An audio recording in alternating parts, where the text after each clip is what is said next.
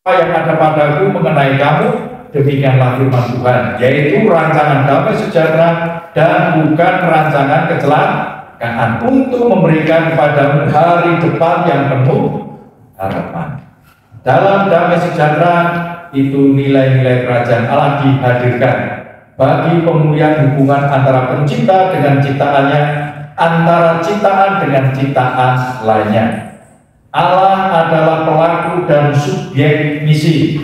Misi Allah diwujud nyatakan secara konkret dalam pekerjaan Yesus, yaitu dengan memproklamasikan kedatangan kerajaan Allah melalui pemberitaan Injil. Dalam hal ini, Yesus diutus untuk mengerjakan pekerjaan Allah oleh Bapaknya sendiri. Di misi kerajaan Allah itu yang mengerjakan Allah itu sendiri, supaya datanglah kerajaan di bumi seperti di surga, itu mewujud di tengah kehidupan, dan itu Allah lakukan sendiri. Yang kedua, Bapak Ibu, sebagaimana Allah mengutus Kristus, demikianlah Ia mengutus para murid dan umat beriman, seperti dikatakannya, seperti Bapa telah mengutus aku, demikian pula aku mengutus kamu. Kristus mengutus umat percaya sebagaimana Allah telah mengutus Dia. Inilah pengutusan Kristus, missio Christi, bagi segenap umat miliknya. Kita percaya bahwa hingga saat ini Kristus masih melakukan misinya dalam dunia. Umat miliknya diutus untuk terlibat dalam misi Kristus itu. Dia diutus sekarang, Bapak Ibu, bukan saja jelas, tapi kita semua, semua kita adalah yang diutus oleh Kristus. Karena Kristus telah pergi, maka Dia mengutus para murid. Dan sekarang tugas tanggung jawab itu ada pada kita sebagai orang murid-murid Kristus. Yang ketiga, Bapak Ibu, misi umat percaya atau misi gereja, missio ecclesiae, bukanlah misi Allah dan misi Kristus, tetapi terkait erat dengan misi Allah dan misi Kristus. Bisa dipahami nih Bapak Ibu, misi umat percaya atau misi gereja bukanlah misi Allah atau misi Kristus, tetapi terkait erat dengan misi Allah dan misi Kristus. Misi umat beriman bukanlah misi yang berasal dari dirinya sendiri, melainkan bersumber dari misi Allah dan misi Kristus. Misi gereja adalah upaya umat percaya untuk mewartakan dan mewujud nyatakan karya keselamatan Allah yang telah dikerjakannya di dalam dan melalui Kristus bagi dunia. Dengan kata lain, misi umat percaya adalah berpartisipasi koinonia dalam penawaran diri Allah untuk dunia, memproklamasikan kasih Allah yang menebus di dalam Kristus, berjuang untuk menegakkan hak-hak dasar kemanusiaan, dan berusaha mewujudkan komunitas manusia baru. Persekutuan umat percaya dan tiap individu di dalamnya harus memanifestasikan dirinya dengan jalan ambil bagian dalam kehidupan Allah dan dalam kehidupan umat manusia. Oleh sebab itu, seluruh usaha misioner umat percaya harus bersumber dari misi Allah dan misi Kristus. Jadi jangan sampai dibalik ya Bapak Ibu, dengan mengatasnamakan misi gereja seolah-olah misi Allah itu tidak penting. Ada gereja loh Bapak Ibu, bukan misi Allahnya yang dikerjakan, misi gereja. Misi gerejanya itu apa? Nah, ini yang seringkali terjadi di TikTok ya, ada kritikan gereja-gereja pada memupuk ya, pendetanya bangku jam tangan boleh, selama ini ngarep Hermes kan gitu ya, berbicara di ruang-ruang yang mewah, di tempat-tempat yang megah, berada di tataran yang tinggi, bahkan tak tersentuh oleh orang-orang terpilih, lalu mengatasnamakan bahwa dia sedang berbicara tentang misi A. Misi umat berbeda dengan misi Allah. Maka gereja itu seharusnya bermisi untuk Tuhan.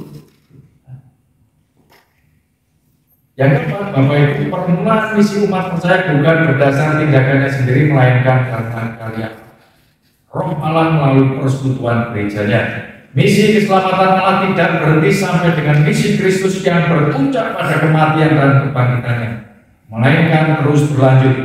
Misi keselamatan yang terus berlanjut itulah yang kemudian melahirkan realitas persekutuan umat percaya yang disebut dengan gereja. Kini persekutuan umat percaya dan segenap anggotanya digunakan oleh Allah dan diutus oleh Kristus menjadi alat melanjutkan karya keselamatannya. Sebagai penerima keselamatan, setiap orang percaya diutus untuk mewartakan keselamatan itu bagi dunia. Gereja dan semua orang percaya dipanggil untuk ikut ambil bagian dalam karya keselamatan Allah di dalam Kristus. Persekutuan umat percaya hadir karena misi Allah dan misi Kristus, bukan sebaliknya. Allah berkenan merangkul umatnya sedemikian rupa sehingga kita memperoleh kesempatan untuk ikut ambil bagian dalam pekerjaannya. Dengan demikian, persekutuan umat percaya merupakan hasil karya keselamatan Allah yang berfungsi menjadi tanda dan saksi bagi karya Allah sehingga dapat dikenal oleh dunia. Yang kelima, Bapak Ibu, persekutuan umat percaya dipanggil untuk terus-menerus membangun diri secara terbuka untuk menjawab undangan terlibat dalam misi kerajaan Allah bagi dunia. Terlibat dalam misi kerajaan Allah berarti terlibat dalam gerakan kasih Allah kepada dunia, karena Allah adalah sumber kasih yang mengutus.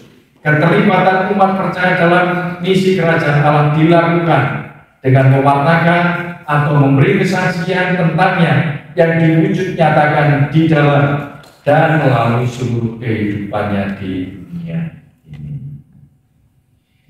Jadi Bapak Ibu, misi kita adalah mewartakan cinta kasih Allah untuk dunia. Kita ikut ambil bagian dalam karya keselamatan. Maka kalau Bapak Ibu saat ini menjadi pelayan-pelayan kita, ambil bagian dalam pelayanan, itu berarti merupakan sebuah kebanggaan kita. Kita mau terlibat dalam pekerjaan. Tapi kalau kita tidak mau terlibat dalam pekerjaan, berarti kita tidak mau dipakai atau diutus oleh. Maka kebahagiaan bagi Bapak Ibu bisa melayani, karena itu berarti Bapak Ibu ikut ambil sekecil apapun pelayanan di gereja itu adalah cara kita ikut ambil terlibat dalam karya keselamatan. Jadi kalau kita kunjungan gitu Bapak Ibu, ya jangan cuma majelisnya, komisi yang terlibat, jemaat juga harus terlibat, karena disitulah kita ikut ambil sekecil apapun itu punya makna yang luar biasa.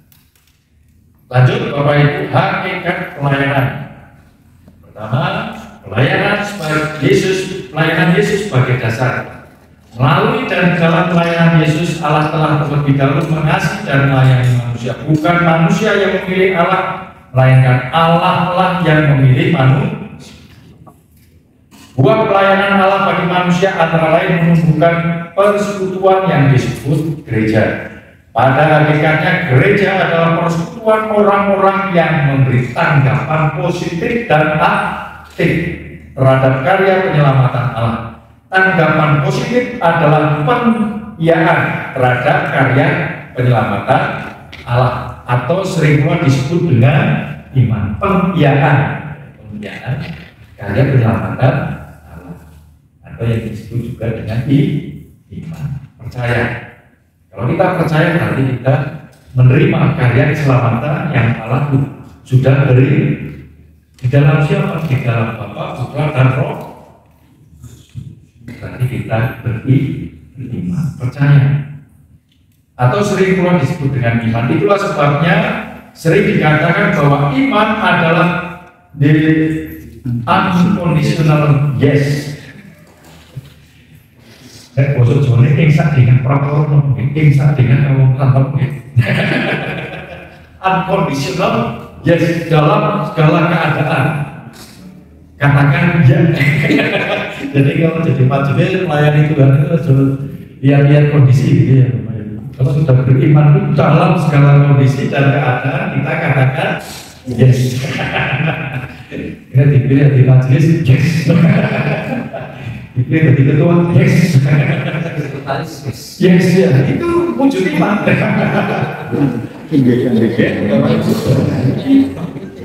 Yang disebut iman juga merupakan di unconditional yes, pengkhianatan tanpa syarat terhadap karya dan kehendak Allah. Tanggapan aktif adalah tanggapan yang terwujud dalam totalitas kehidupan yang dipersembahkan bagi kemuliaan Allah dan untuk melayani Allah. Dalam pengertian ini, pelayanan termasuk dalam wilayah tanggapan aktif manusia terhadap karya penyelamatan Allah yang dilakukan dengan penuh kesadaran dan dipertanggungjawabkan kepada Allah.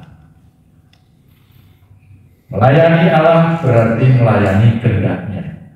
Kehendak Allah adalah hadirnya shalom bagi manusia dan seluruh ciptaan seluruhnya. Karena begitu besar kasih Allah akan dunia.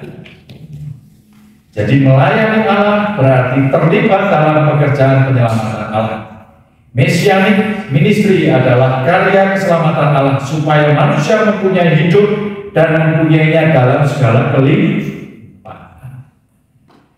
Dalam perjanjian baru secara metaforis dikatakan bahwa persekutuan umat beriman adalah tubuh Kristus dan Kristus adalah kepalanya. Itu berarti bahwa gereja sebagai tubuh dan seluruh kepanjangan tangan pelayanannya haruslah taat terhadap kehendak Kristus sebagai kepala dengan jalan melakukan kehendak Dia yang mengutus aku dan menyelesaikan pekerjaannya. Dua, Bapak Ibu, pelayanan sebagai ibadah. Ibadah tidak hanya minggu, Bapak Ibu. Ya. Pelayanan itu juga ibadah, Bapak Ibu. Mana tadi pun tahu dia sama bahwa karena isu itu ya pelayanan Bu. Jangan anggap itu ya, dan di sini ya kadang-kadang semeraut ya karena ditolongi semeraut jadi itu butuh pemikiran butuh penataan gitu. Jadi karena persembahan itu juga merupakan pelayanan. Bapak Ibu jadi leader itu di pelayanan itu tidak melulu harus mimpin ibadah jadi pengkhotbah atau jadi imam atau jadi petugas jadi penerima tamu. Selama ini masih majelis ya, masih jemaatnya belum. Ini ibadah Bapak Ibu, senyum itu ibadah, katanya senyum adalah ibadah. Nanti baru akan bilang kebersihan adalah wujud dari iman, gitu ya. Kalau senyum adalah ibadah, maka Bapak Ibu jadi amam kamu ya, layanan ini ibadah. Bisa senyum, bisa sapa, salaman, itu adalah ibadah. Karena dengan wajah kita yang riang gembira ini bisa menyembuhkan orang yang sedang berbeban berat. Si sekol sama juga dulu lutan kalau bojone atau rewel dalam bocah anaknya gitu. Dengan gereja nyaman Mbak Santi gitu, wah Mbak Santi rasanya ngomong ini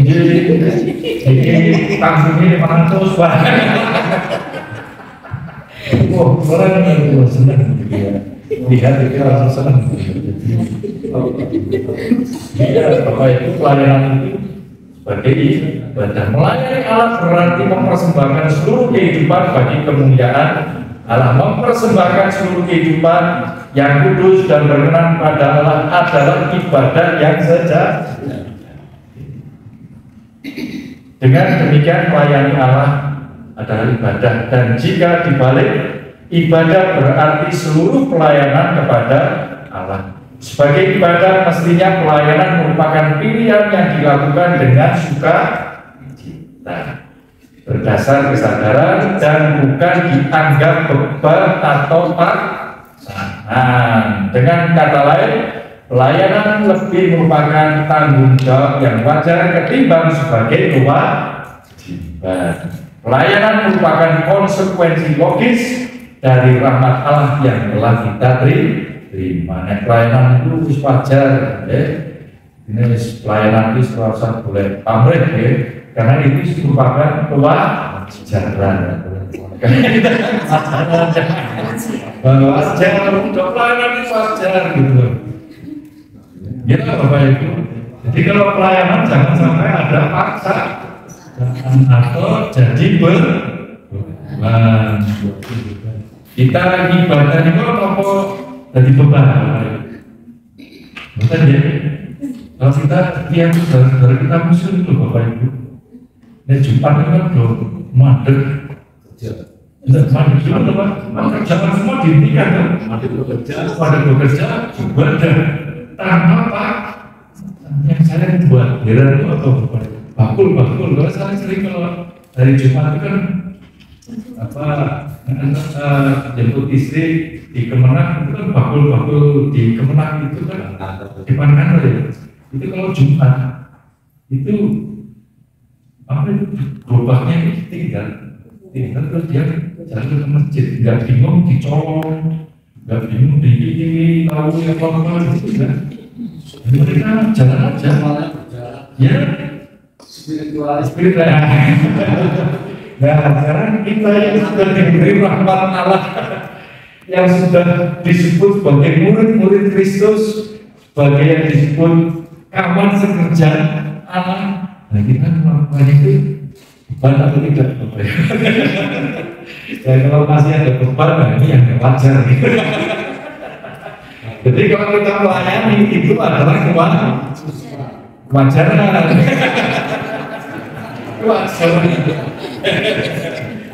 Ketimbang sebagai kewajiban. Kewajibannya terkadang jadi paksaan. Jadi Bapak Ibu, yang dari Jumat itu kewajiban. Kadang kewajiban itu jadi sebuah narasi. Mungkin orang itu paham. Tapi yang kita lakukan adalah kewajaran, bukan untuk menerima dari Tuhan, karena kita sudah menerima terlebih. Maka kita berikan untuk jangan balik ya. Yang ketiga, pelayanan sebagai salah satu panggilan. Tanggapan aktif orang percaya terhadap karya penyelamatan Allah terwujud dalam 4 ranah aktivitas: bersaksi dan menjadi berkat, melayani, bersekutu, dan memperbarui kehidupan secara terus-menerus. Sekali lagi harus dikatakan 4 hal ini semestinya tidak dianggap sebagai kewajiban, melainkan sebagai kewajaran. Kewajiban mengandaikan tuntutan eksternal dari luar diri kita, sedang kewajaran lebih digerakkan oleh dorongan internal, kesadaran. Sunedesis dalam pengertian seperti pelayanan disebut panggilan. Keempat, ranah tanggapan aktif orang percaya di atas sebenarnya tidak dapat dipisahkan. Apapun yang kita kerjakan adalah dalam rangka pelayanan, kesaksian, persekutuan, dan pembaruan terus-menerus untuk menghadirkan damai sejahtera bagi Allah, bagi ibadah Allah bagi banyak orang di sini dan saat ini. Pertanyaannya, pelayanan bagi siapa? Bagi siapa? Yang pertama, pelayanan bagi Allah. Telah dikatakan bahwa pada hakikatnya seluruh kehidupan kita adalah pelayanan bagi Allah. Hal tersebut merupakan konsekuensi logis atas tanggapan positif kita terhadap karya dan kehendak Allah. Apapun yang kita pikirkan, katakan, dan lakukan adalah pelayanan bagi Allah. Idealnya tidak ada satupun segmen kehidupan kita yang terluput dari pelayanan bagi Allah. Melayani Allah berarti melakukan kehendaknya dalam hubungan yang benar dengan Dia. Berada dalam hubungan yang benar dengan Allah berarti hidup dalam kebenaran dan kekudusan sesuai dengan firman-Nya. Hal ini harus mewarnai seantero kehidupan dan segenap aktivitas kita.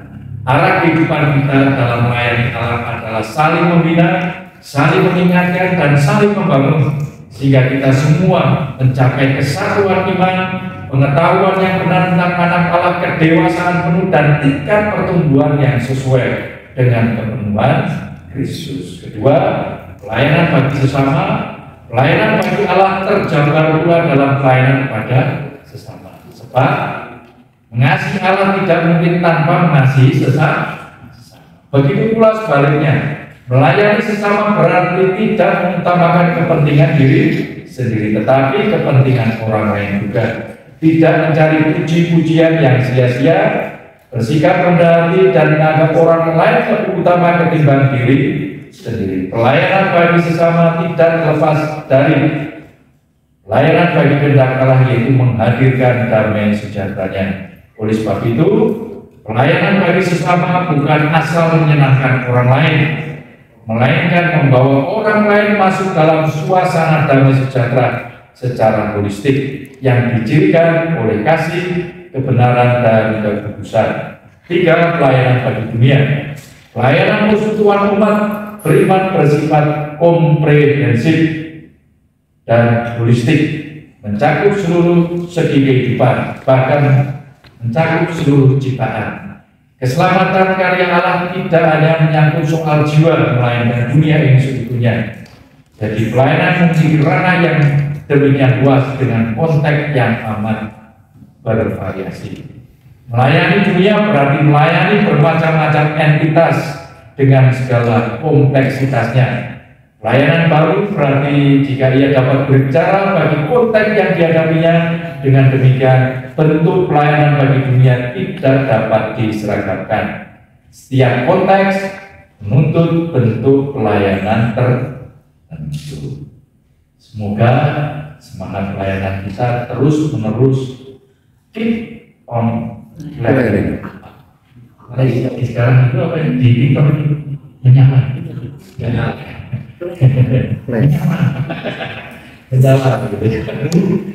Bila kita terus menyala, bersinar dalam kita. Demikian Bapak Ibu, rangkuman dari buku Spiritualitas Pelayanan yang dituliskan oleh Profesor Bambang Subandrio PhD. Ya, panjang lebar ya Bapak Ibu. Tapi paling tidak kalau kita tadi mencermati satu persatu, maka pada intinya kalau kita sudah memahami diri kita, menemukan jati diri kita, dan kita bisa lebih dekat dengan Tuhan, maka kita bisa tahu bahwa siapakah saya dan apa arti hidup saya bagi Tuhan dan bagi dunia ini. Disitulah spiritualitas kita makin dibangun. Maka pelayanan itu adalah kewajaran yang harus kita lakukan. Karena Tuhan sudah melibatkan kita sebagai kawan seger. Maka marilah kita persembahkan seluruh potensi, talenta, kemampuan kita, hidup kita untuk Tuhan sampai pada akhir atau ajal hidup kita. Kita tetap beri yang terbaik untuk. Ada pertanyaan Bapak Ibu, mungkin ada sesuatu yang kurang jelas. Monggo Pak Anton. Boleh minta soft copy.